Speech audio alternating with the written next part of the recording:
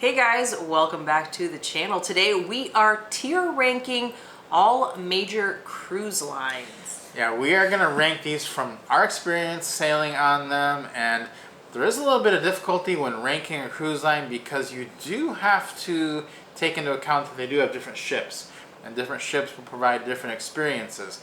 But with our experience on the ships, we are going to kind of break that down for you and tell you which companies have a consistency and which ones really don't have much consistency at all in their sailing. So we've got all the major cruise lines here.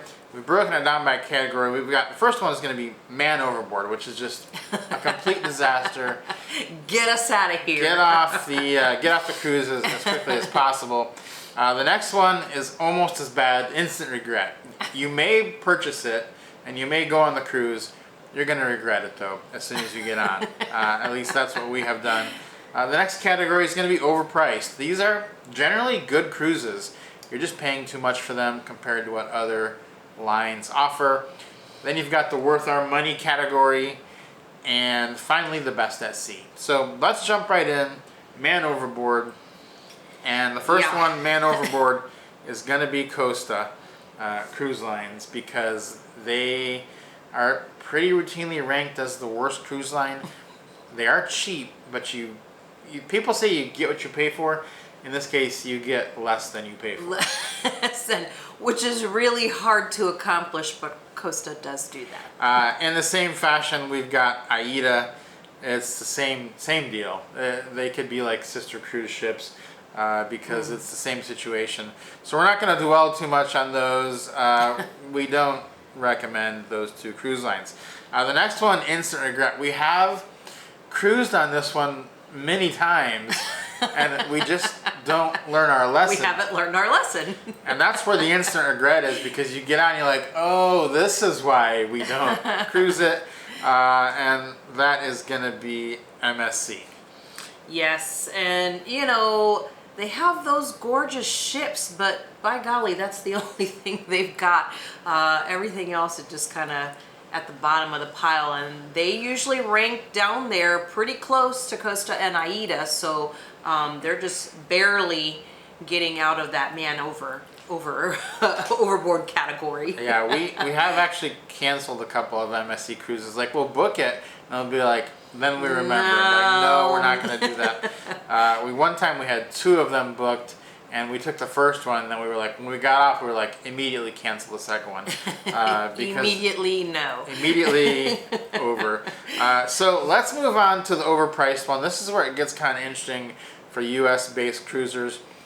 And this next cruise line is a line that we used to love, but now they're just overpriced in every single way. And that's going to be NCL. I just can't say how disappointed we are with NCL, the direction they've gone. They've really just priced themselves out of consideration. Yeah, it's actually, it is incredibly disappointing is really the only way to describe it. All the things that we love about it are all still there, but the problem is they changed that price point and it does not match what they are offering. Even though what they have is good, it's not to the level of the pricing that they're now charging. Yeah, and you do get a sense when you're on NCL that they are going to nickel and dime you every day, every hour of the day. And that's just true. Like, even little things like when you order a Pepsi at the bar, they won't give you the whole can. They'll just pour half a can or even part of a leftover can into a cup filled with ice, and it's like $4 for basically 2 drinks. It's just a lot of little things that they've raised the prices on. They're finding ways to squeeze you, and it seems like when you're on board that all the programming is directed at selling you something. Absolutely, every single thing I feel like they're doing, and one of the things that they started doing that they weren't doing before, but they're doing a lot of now, is a million announcements throughout the day, and in every one of those announcements is some sort of a sales pitch or trying to get you to go somewhere where they will give you some sort of a sales pitch. So it's very challenging.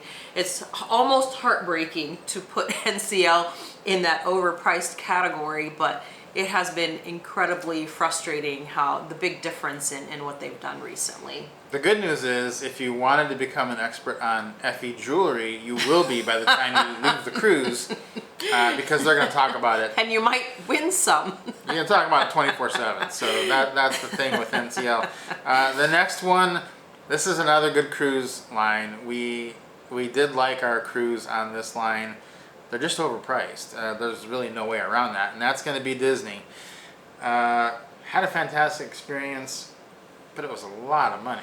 Yeah, it was a great ship. We had a nice room.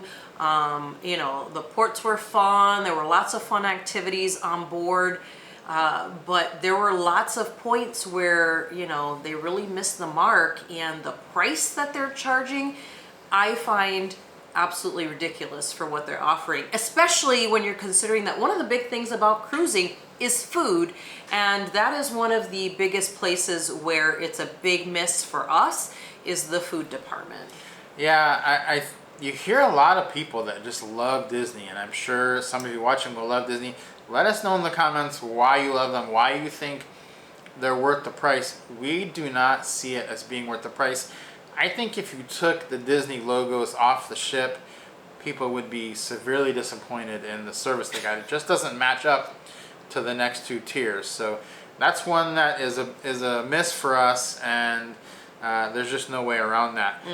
Another one that's overpriced, and this is one that really there's a very big lack of consistency among the brands. So if you're on the brand new ship, it's still going to be overpriced, but it won't be as overpriced.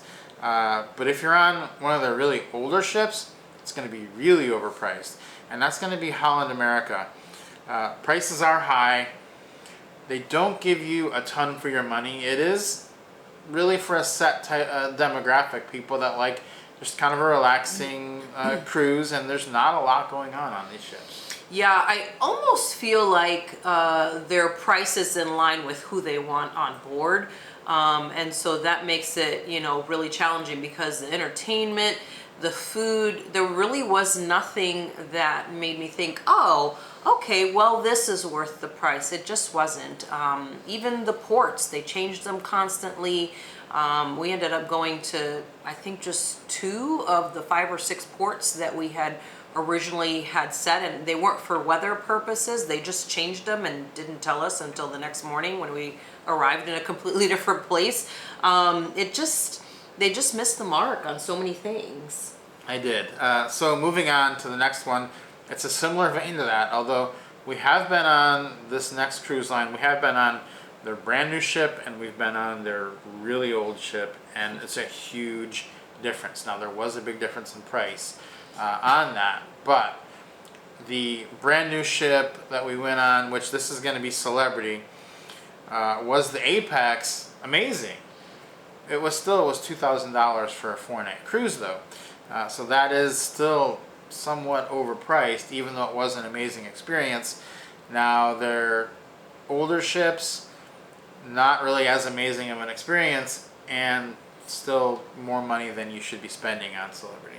Right. It's not, I mean, there is definitely a price difference from their old ships to their new ships, but like you said, the price difference is still more than what it should be for what they're offering, especially on their older ships. That's really where they train their new staff and things like that. So you're not going to get consistency as far as the line, like Grub said earlier, the consistency, that's kind of where it drops off, because they use their older ships as training grounds for new staff and just different things like that. And even the food too was not the same on the newer ship than on the older ship. So just kind of seeing a brand really missing the mark on their older ship and the new ship, just not staying consistent. All right, we're down to 4, so this is the final 4. Who's going to be worth the money and who's going to be the best at sea? Worth our money, definitely Princess. Princess is kind of what we more hoped that these other 2 were. The Celebrity, Princess, Holland America, they're all in the same category. They're all looking for the same traveler. We think Princess is the best. They do the best job of consistent experience, consistent food across the brand. And so we think Princess is worth our money. Now, we've been pretty picky here because there's 11 cruise lines. Only 4 are ones that we're deeming worth our money, and that's kind of true. That's the ones we're looking at sailing. Yeah, there's really not a lot to say there other than, you know, it is what it is, and these are definitely the experiences that we've had across these brands. All right, next up is going to be Carnival. Carnival's totally worth the money if you know what you're getting into, and you're probably not spending as much money. Now, the worst thing that we have is when we get on a cruise and we spent $3,000 or $4,000 and we just don't really love it. I would rather be on a cruise where I've spent $900 and I like it, but I don't love it, because I don't feel like I've been ripped off by the cruise brand. And you're never going to feel ripped off by Carnival. The food is probably the most consistent amongst most of the brands, because they have so many choices, so many options. Entertainment is always lively. The ships are decent. The newer ones are better than the older ones, obviously. And the staff is fairly consistent across the brand. So we've been on a lot of Carnival cruises, and we've never gotten off one and said we didn't get what we paid for. Exactly. Have really felt that way with all of their ships. We've had several sailings on new one, several on old one, even their new Italian style sailing. We've tried that as well, and it has been consistent with the Carnival brand. So it is nice when you get on a Carnival ship, you know what you're getting. You know what the food is going to be like. You know what the staff is going to be like. You know the entertainment will be fun. The ports will be good, and you're going to have an overall good experience. And that's where some of the other ones, you know, are lacking. But Carnival really shines in that area. Yeah. So we've got two left, and I'm going to go ahead and put Royal Caribbean up at the best at sea, because you've heard about all the amazing new mega ships they're coming out with, and they're amazing. And those are the best ships at sea. The food on Royal Caribbean, while not the tastiest in every regard, there's so much variety. You're never going to get bored of that same food every single day. We love the entertainment options on Royal Caribbean. We love even little things like having real TV channels on there was a big deal to us. So we just love Royal Caribbean, and it's a good price point for what they offer. Yeah, it is a good brand. They are consistent. Their pricing is good. Their ships are good. The port choices, I mean, pretty much everything. And like Rob said, even the one area where, you know, you may not like food in one space, you'll like it in another. So there's a lot of offerings as far as food is concerned. So Royal Caribbean definitely deserves to be up there. And the last one, Virgin Voyages, we're putting that up at the best at sea. It is certainly among the best at sea, and it's our favorite cruise line. The price is generally high. It's not always high. If you can get a deal on a Virgin Voyages cruise, just take it. You're gonna love it. The food is a step above any other cruise line here. It's as if you were eating at a specialty restaurant for every meal, for the most part, for dinner. Yeah, basically Virgin has taken everything that they've heard people say they don't like about cruising, and they've turned that around. Plus, as two adults traveling without any small children in our lives, makes it even better because it's 18 and over, so that's really nice. And just everything, like I said, everything that you don't like about cruising or that you haven't liked in the past about cruising, they have changed. It's completely different cruising experience. So if you've never been on Virgin Voyages, you're going to have a completely different cruising experience. If it's your first time cruising and you're on Virgin Voyages, you're in for a surprise if you go on a different brand, because it is completely different the way they do everything. It's just such a fun, relaxing environment, and I think even just the other passengers are, or as they call them, sailors, are just relaxed too. You just get such a better attitude from everybody on the ship, right? Mm-hmm. We talked about that several times. We had many conversations, I feel like, in elevators and just waiting in line in places or whatever, and people were just so chilled out, relaxed, just having a good time, and nobody was stressed out. Yeah, so these are our rankings of these 11 cruise lines. Let us know your thoughts, though. What would you rank? What did we do differently than you? What's your best at sea? I really want to hear what's your best at sea and what's your man overboard, because that's the two extremes to either go on or avoid. So let us know in the comments what you think about that. Yeah, guys, hopefully this was helpful, and don't forget to subscribe to the channel. We'll see you guys next time.